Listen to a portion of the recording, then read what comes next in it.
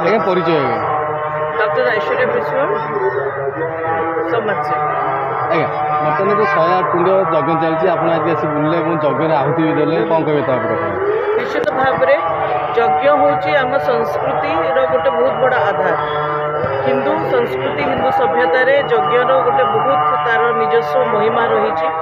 जो मैंने यज्ञ करती से यज्ञ कर सारा बहुत पॉजिटिविटी मन भीतर को आसे। सब बड़े आजिकालिका समाज रे अनेक जिनस स्ट्रेस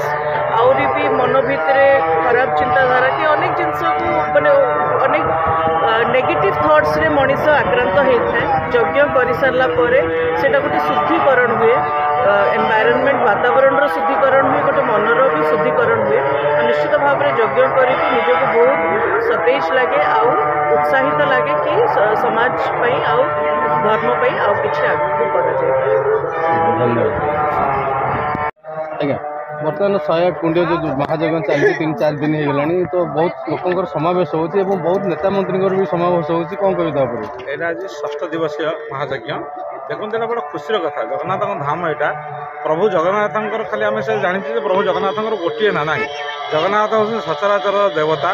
पूरा विश्वमंडल देवता त्रिभुवनर स्वामी तेणुकर भगवान जगन्नाथ सहस्र नाम जमी भगवान विष्णुर सहस्र नाम अच्छी सेमती भगवान श्री जगन्नाथ सहस्र नाम अच्छी ये जो आहुति दि जाऊँगी भगवान श्री परमब्रह्म जगन्नाथ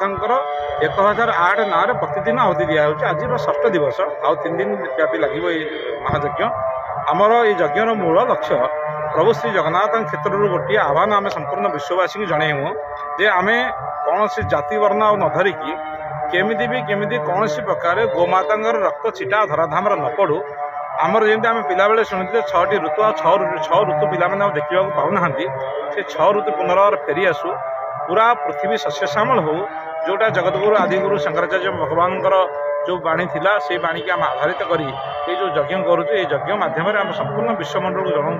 जे समस्त आम एकत्रित हवा समस्त मनुष्य हवा अब मनुष्यर बड़े भाग मानस तनु पावा सुर दुर्लभ सब ग्रंथ गावा आम बहुत बड़ा भाग्य करी प्रभाव जगन्नाथ कृपार मनुष्य जन्म पाइचे। भगवान जगन्नाथ भी ये जातिपाति किसी देखते ना भगवान से जो रथयात्रा हुए रथयात्रा समय आप देखुए सबू जाति सब वर्णर लोक भी आसी जगन्नाथ रथरे रथारूढ़ दर्शन करते भगवान रथ समय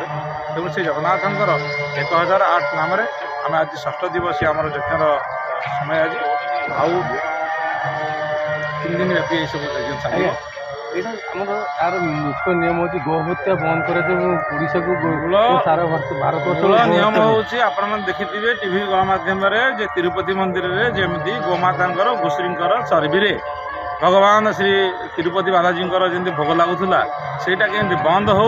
एवं आम संपूर्ण विश्ववासी की क्षमा जी भी जो धर्मर हूँ ना कहीं समस्त घी क्षीर आवश्यक एमती कौ धर्मर व्यक्ति नहांती जड़े कि क्षीर आ घीर आवश्यक अच्छी ना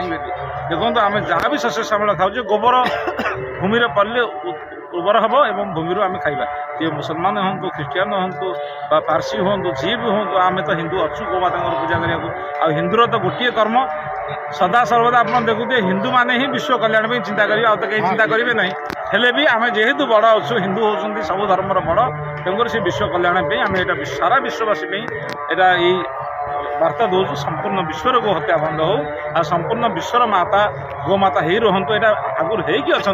माता रुद्राणाम दुहिता वसुनाम शशा आदित्यानाम अमृतस्य नाभि मातार सर्वभूतानाम सर्व पृथ्वीर माँ होती गोमाता तेणु से गोमाता रक्त छिटा न पड़ू यही आपण मानकर गणमाध्यम संपूर्ण विश्ववासी जानतु जे गोमाता कौन गोमाता यज्ञ ये होती देखुए ये केते सुंदर वातावरण समस्त मन को अति संतुष्ट आसूँ जी भी आसुँच जो श्रद्धा आसुँच एत सुंदर कौन विशेष आवाज ना कि ना भगवान जगन्नाथ नाम आम ये आहुति करुँ आ 3 दिन ये सब पुण्य कार्य चली रही